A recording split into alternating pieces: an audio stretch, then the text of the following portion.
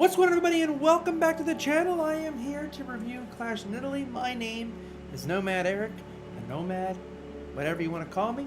I personally, as you guys are, it's your first review or whatnot, I review every single WWE PLE, and of course, generally sticking with WWE PLEs. However, I do want to talk about one match that was not on this card. We're going to talk about that to start this whole entire thing here. Honestly, as far as PLEs go for this year so far, probably on the bottom of the rung, if I'm being perfectly honest with you. And we'll kind of go into the reasons why. I saw some people saying that this is better than Backlash or something along those lines. I don't think so. I really, first of all, and I said this in the previous review, if you guys want to go check that one out, I thought Backlash was very overhated. I actually genuinely liked the show with the matches and the results. This didn't quite as hit as good for me as Backlash did. I believe that this was more of a setup show, a true B-level PLE, which every single promotion has. They need those sometimes. You do need setup shows, but I question why you would do 5 setup matches.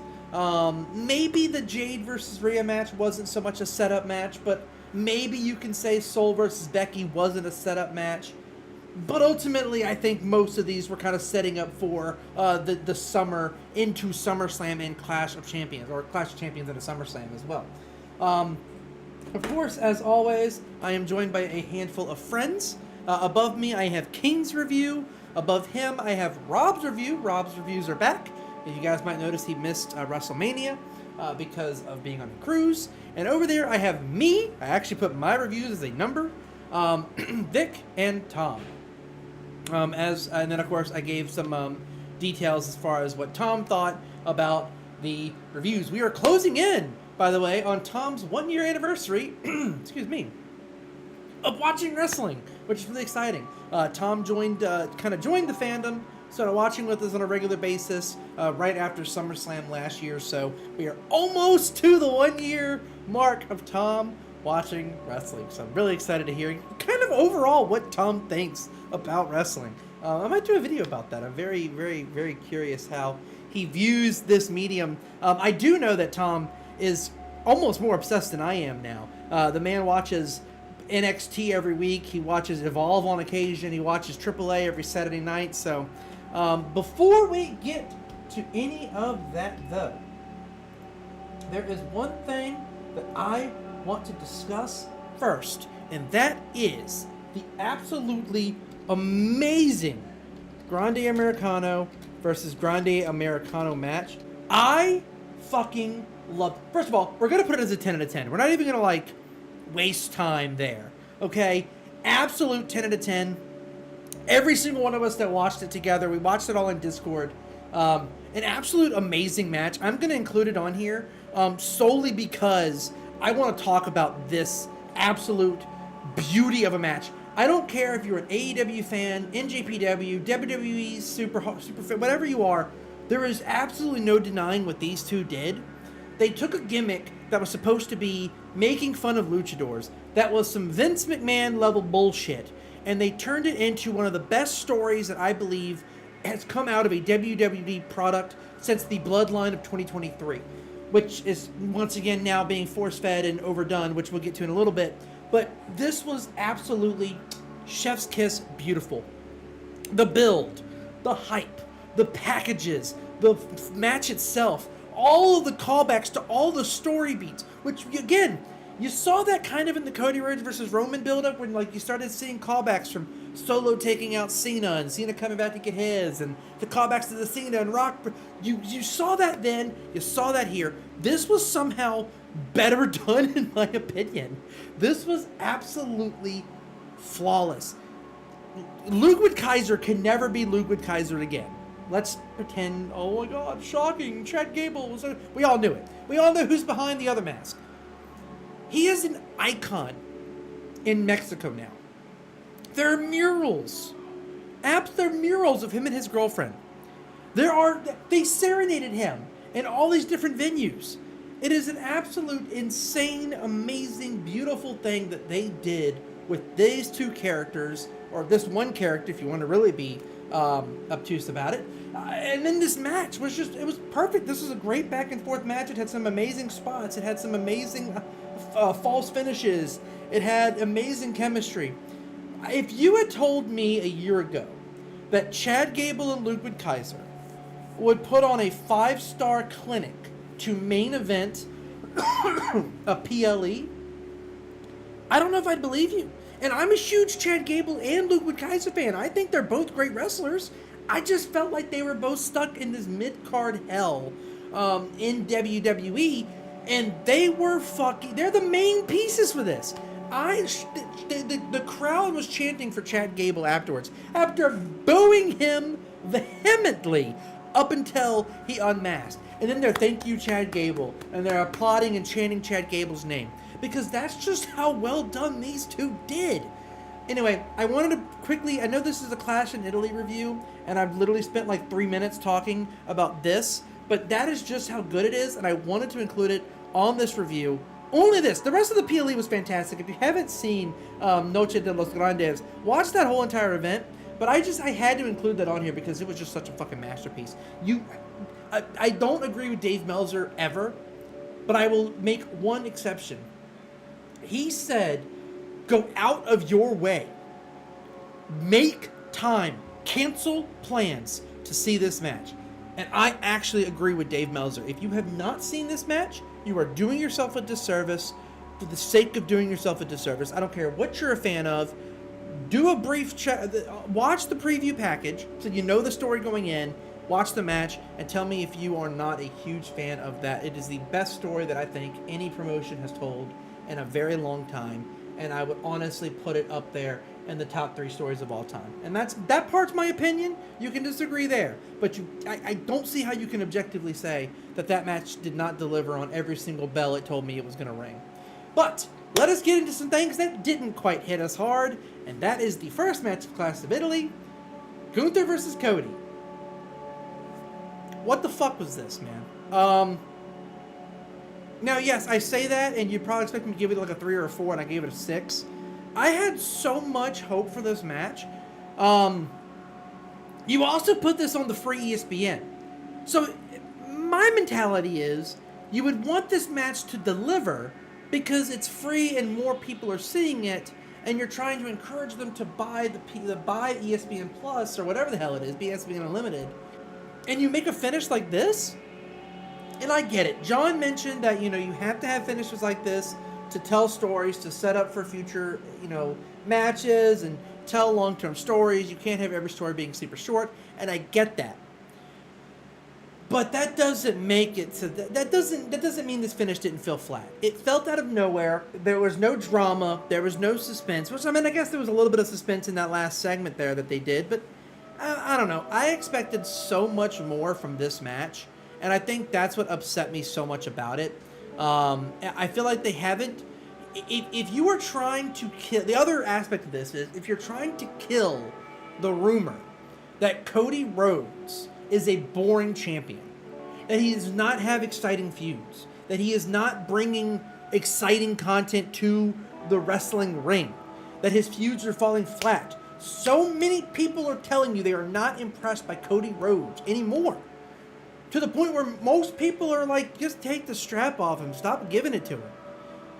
This isn't doing you any favors. If you're trying to restore the faith that people have in Cody Rhodes, having a finish like this, where Gunther's foot is under the ropes for the two of the three numbers, 1 and 2, his foot's under the ropes.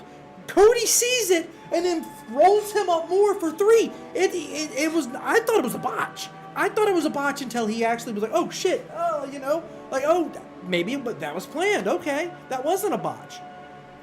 But it baffles me that that's the finish that they went with, and I don't know. Maybe I am just grossly overthinking this. I don't know, but I was just so disappointed in what I was seeing in that finish that it hurt the whole match for me. I gave this match a 6, as I see over there. This match was a 7 or 8 going into that finish, by the way. This was a fantastic match between these two, and it was ruined by a really shitty ending. As you can see, both Tom and Kane were nowhere near as forgiving for this match. Rob was, but that's mostly because Rob hates Gunther, so Rob was just happy Gunther lost. Kane gave his match a 5, saying, a decent match but a terrible finish that felt like a botch, but seems to be planned way to keep Gunther strong. They have bottled this run for Gunther, and honestly, Cody isn't much better. So me and Kane are basically in the exact same mindset there. Tom over there gave it a 5, saying mainly because it was going so well. Both showed insane synergy with each other, and then the ending was just garbage. So we all kind of agree this shit fell really, really, really badly flat.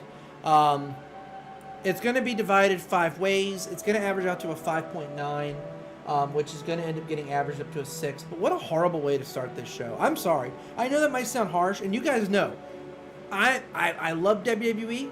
I have defended them at times where most people thought that I probably should not defend them.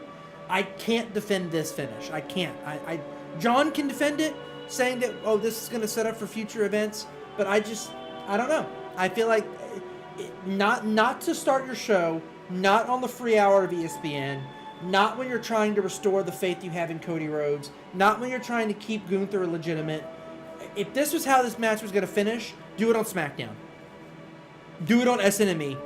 Make this a Saturday Night Main Event match, not to open your Clash in Italy PLE.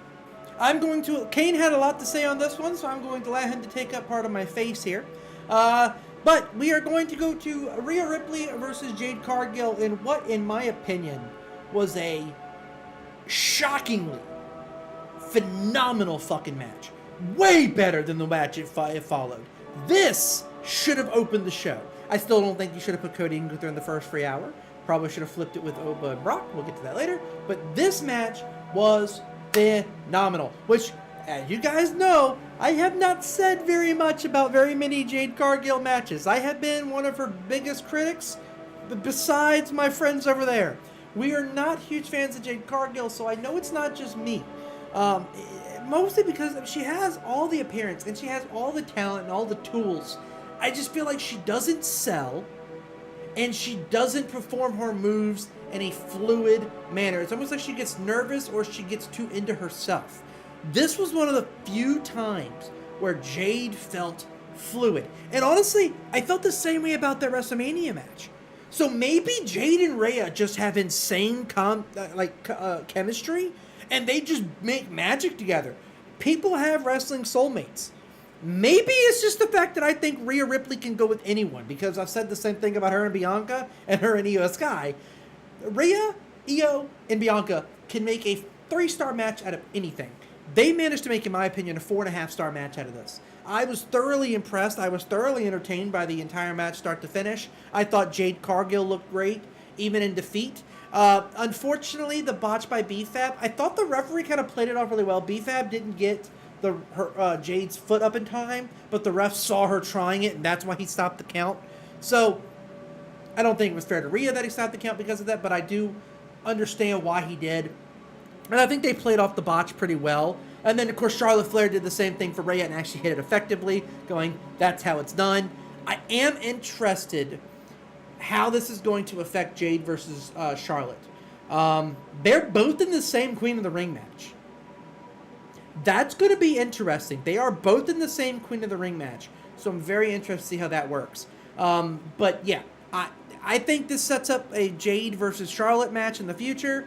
I still believe that my agenda is in play. I believe it's going to be JC Jane versus Rhea at Clash of Champions, and I believe Charlotte Flair is going to win Queen of the Ring and face Rhea at SummerSlam. That's my prediction for that. Would love to know your predictions for King and Queen of the Ring, by the way, down below.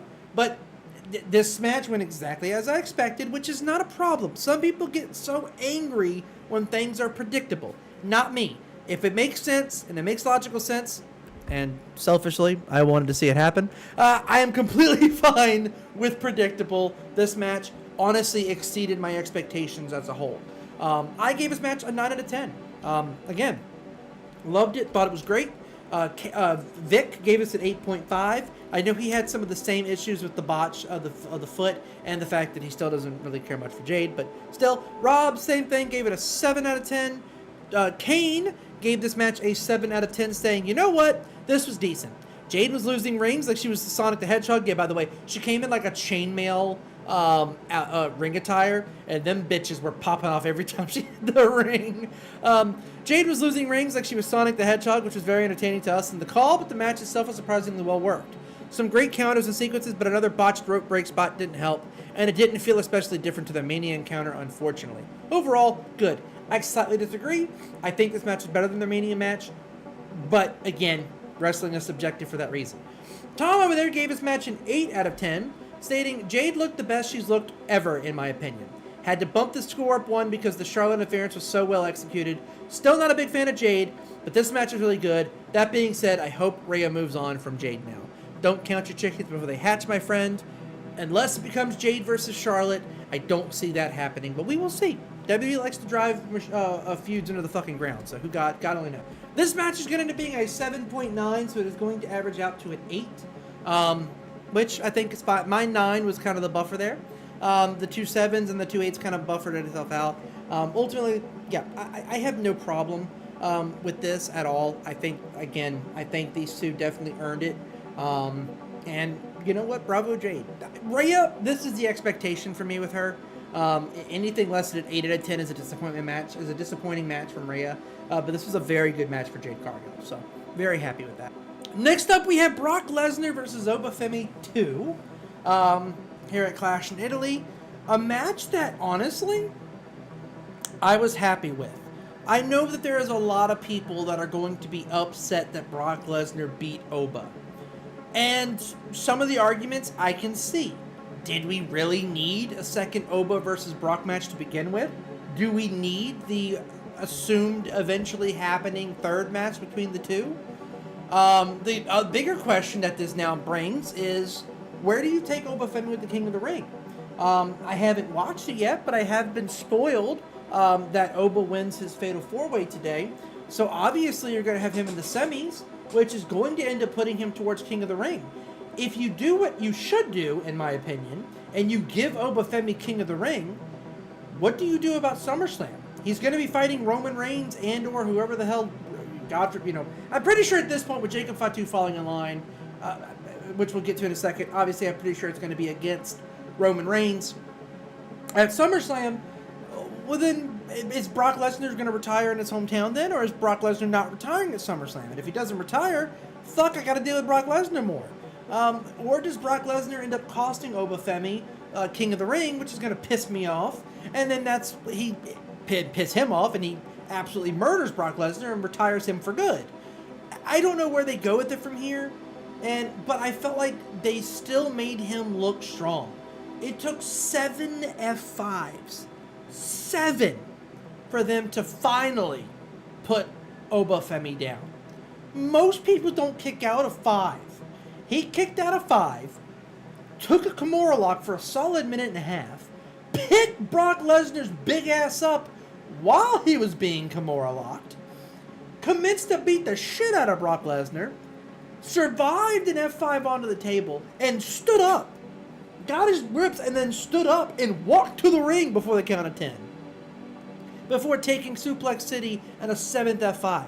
I'm not going to complain entirely about this match, assuming it goes a place that doesn't piss me off.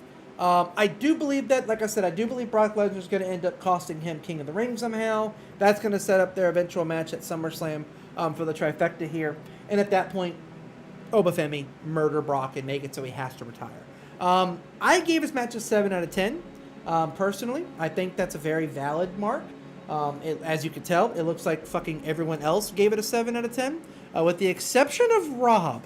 Rob fucking hated this match. He gave this match a 4 out of 10. Absolutely despised it. Kane also gave his match a 7 out of 10, stating, this is better than I expected, but I think it could have gone that little bit extra. Rock clearly has massive respect for Ober and made him look strong in defeat, but personally, I think they could have done even more to really make Lesnar feel out of his element. Don't disagree, but that's why I feel like there was a third match in the chamber, because they were holding something back. Tom over there said, good match. Honestly, though, this was going to be Brock just winning in 10 seconds. Honestly thought this was just going to be Brock just winning in 10 seconds. Presently supplied... God, I can't read or speak. pleasantly surprised to see they let them actually fight. Good moments for both men. Sets up a third match at some point. So, Rob fucking hated it. Rob thought it was bullshit. Rob thought it was boring. Again, wrestling's subjective. Ultimately, I do believe this match kind of did what it was supposed to do. It is going to end up being a 6.4, which is unfortunately going to move it down to a 6. Rob's 4 just really dropped it. We don't do 0.5, 6.4 does average out to a 6. So yeah, again, probably not quite where we all thought it would end up being, given that 4 out of 5 was pick 7s. But yeah, it sets up for a third match. The question is, do you think there should have ever been a second match? That's really the main question here. Once again, Kane is going to infect my face here a little bit with Becky Lynch versus Sol Ruca. Personally, my match of the night. I have a feeling it was most of our matches of the night, honestly. I thought this was finally Sol Ruca getting the opportunity to wrestle one of the greats. Becky Lynch, when Becky Lynch wants to make you look good, and 99% of the time, Becky Lynch wants to make you look good. She will make you look good. I love the Becky versus Carr shit. I would love to see that develop into something at some point. Jessica Carr does wrestle as Calyx down in Evolve, so Jessica Carr can wrestle, and I think that's where this is going. But I do kind of wish they would go ahead and pull the trigger on it, because, like, what are we doing here? How many times is Becky Lynch going to be like, Jessica Carr screwed me, and not finally put her ass in the ring? That part is starting to get a little bit long in the tooth for me, but I am excited to see where it goes. Ultimately, I'm really excited to see Sol Ruca with the title. I guess you could make the case that this is a little bit quick and a little bit early, but it also shows that they have a lot of promise with her, and you can't really say that it's unprecedented. They kind of did the same shit with Lyra Valkyria with the same title, so you can't really say that this is some untreaded waters. Tiffany Stratton walked right in and got Money in the Bank after 3 months. Yes, 3 matches versus 3 months, so I can still see where people might think that she kind of got sped along here. You know, I feel like we're so used to WWE dragging their feet and not striking when the iron is hot that when they finally do it, it seems rushed. It also goes into my personal belief that the IWC cannot be pleased, because I have seen so many times where you guys will complain that they didn't push a certain wrestler, or they didn't do something quick enough, or they waited too long to do something and you lost interest in it. Now you guys are complaining when they finally pull the trigger on someone quickly. I feel like we might be losing the plot here a little bit as far as that complaint is concerned. You're really going to have to pick a lane here. You can't complain about them waiting too long and then also complain about them jumping too fast. That's my opinion on it. Ultimately, we all had really high reviews about this match. 3 of us gave it a 9. Kane gave it an 8. Rob gave it an 8. Kane said, Becky continues to be the glue that keeps this women's division together, putting over younger talent, elevating the title, and even elevating the stock of a referee. She's just fantastic, but it takes 2 to tango, and Sol Ruca continues to be a promising young star despite her run of bad luck on the main roster. I hope this continues to be a great feud, and book Jessica Carr versus Becky already. Again, just do it. Tom over there agreed. Match of the night. Sol looked outstanding and finally nailed her finisher perfectly to win her first belt. Becky versus Carr is becoming a really entertaining subplot in their matches. Again, I agree. It is very convenient that Jessica Carr is always in every Becky match. I really hope their plan isn't to stretch this to WrestleMania. I would love to see... SummerSlam's 2 nights. Book Jessica Carr versus Becky Lynch. Just do it. I think that would be incredible. Yeah. Ultimately, no complaints as far as that match is concerned. 8.6 is going to be the average. That's going to be bumped up to a 9.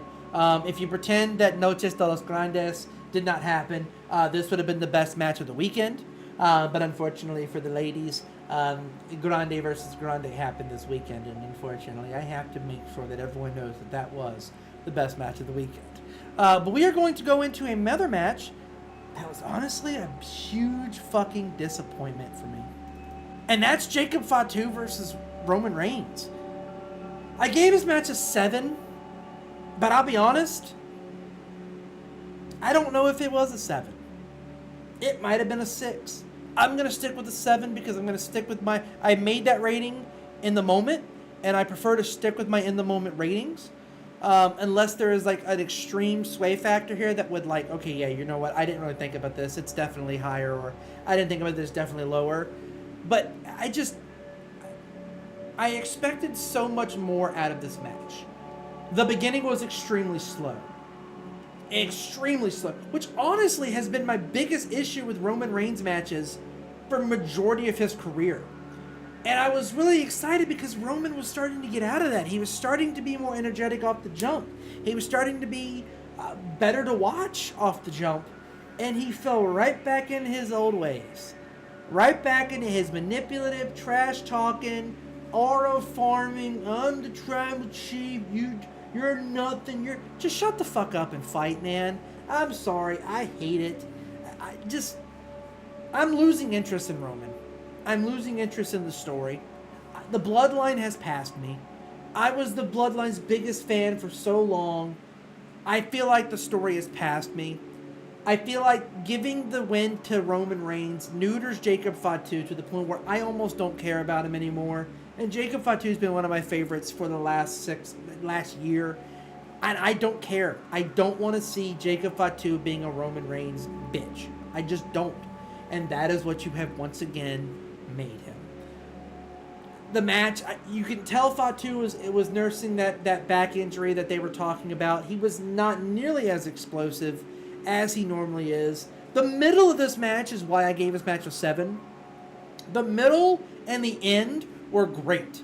I loved what they did with the middle of the match. The finish was fun, or I guess the finish made sense. Just Roman Reigns just absolutely beating Fatu into submission until Fatu physically couldn't get up again. The table exploding when he speared him through it was an absolute great touch. But I really feel like there was more they could have done with this match. And I really feel like there was more that they could have done. This is what I was saying. Remember in the beginning of this review where I said that I feel like this is a setup PLE? This felt like a setup match for the next 3 months. And that disappoints me. Because you could have really made for a compelling summer by putting the title in the Ulafala on Fatu. Or making this a fucking chaotic mess of a match and having Zilla Fatu and the Usos and LA Knight and Drew McIntyre. You could have done so much with this match. This was a great opportunity to overbook the shit out of this and make it make sense. And instead you took the most boring... This is going to sound so weird to say. Roman winning clean sucked. And this is coming from the guy that was so fed up with him winning dirty so many times. Roman winning clean sucked. Plain and simple. I gave his match a 7. Like I said, I want to make it a 6, but I gave it a 7 in the moment, so I'm going to stick with my guns. I'm going to stick with the 7 that I gave it. Vic gave it an 8. Tom gave it a 7. Kane gave it a 6. Rob gave it a 7. Kane over here said, honestly, I wasn't into this that much. It just didn't land for me. It felt practically identical to the previous match. I don't agree with that because the previous match was a fucking banger, and I loved their previous match. It was so much more high energy. But again, wrestling is subjective. And while this one had some plunder in the form of tables and the steps, the stakes just didn't feel high despite the stipulation. I agree with that 100%. It honestly looks like we're moving backwards with Roman and Jacob currently. While I'm willing to hear them out where it goes, I don't know. It just feels like a band trying to hang on to their glory days. 6 out of 10. I don't disagree with that last part. I feel like the Bloodline... WWE thinks that we only tune in for the Bloodline. They think that the Bloodline is responsible for their ratings, when in reality, the fact that you have to go back to the Bloodline just shows that you might be creatively inept. And I think that's where I'm at with this. It is creative ineptitude. And if you guys know me, you know I've been WWE's biggest supporter in terms of that, seeing it through, seeing where they go with things. I don't know if I have much interest left in the Bloodline. Personally, I'm really hoping whoever wins King of the Ring takes that title off of Roman so I can truly stop caring about him. Tom over there said another kind of deflating ending, but the match was good. Slow start, great middle, not so great end. Wanted to see a couple more big bumps. I don't know if you're going to get big bumps. If Fatu is truly nursing a back injury, you're not going to see a lot of big bumps, and I think that's why you didn't. So, yeah, overall, this match is going to end up being a straight-up 7. My Vic's 8 and Kane's 6 offset. The other 3 were all 7. So this match is just going to be a straight-up 7. You can honestly make the case that maybe we were all overvaluing this match. I don't know if I would say this is a 3.5-star match now that I've sat back and thought about it. But even if I had dropped my rating to a 6 or a 5 or whatever, I don't think this is going to sway it off of the 6.5 or above rating. So it would probably end up sticking with a 7 anyway. But I don't know, man. I'm very curious where they go from here with these two. Where they go with Jacob. I have no interest in seeing Jacob Fatu being Roman's bitch. Absolutely zero interest whatsoever. So maybe we'll see. I'm about to watch Raw in a second. Raw was on at 2 o'clock for me today, so I haven't had a chance to watch Raw yet, so I'm going to give that a watch and see if maybe they don't disappoint me. I'll put a little spoiler alert up here if they do, because I'm probably going to edit this after Raw. But yeah, guys, I'd love to know what you guys think. Let me know down below where you guys felt this PLE went through. Again, overall, if you look at it, the match card wasn't terrible. Definitely a couple of 6s where we don't usually see them, but ultimately, this felt like a setup PLE. This felt like a true B-level PLE. Backlash far exceeded my expectations. This did not quite meet them. As you guys know, I can usually try to see through things with rose-colored glasses. A couple of these story beats, man, especially Gunther, and especially the beginning, and especially the ending, I'm really struggling to see the rose-colored glasses. The middle, fantastic. I love the other 3. I love the middle 3 matches. I love where they're going with those. I love the story development in between them. I loved how they all looked. But it was bookended by 2 disappointing contests for me. I'd love to know what you guys think. Let me know down below, and I will see you all next time for Night of Champions. We will see the King of the Ring. I'd love to know who you guys think are going to win King and Queen of the Ring down below. My personal picks, until proven otherwise, are going to be Oba and Charlotte Flair. However, I would not be shocked if Brock Lesnar doesn't fuck Oba Femi somehow. So, we'll see. You guys have a fantastic night. I will see you guys next time. Peace.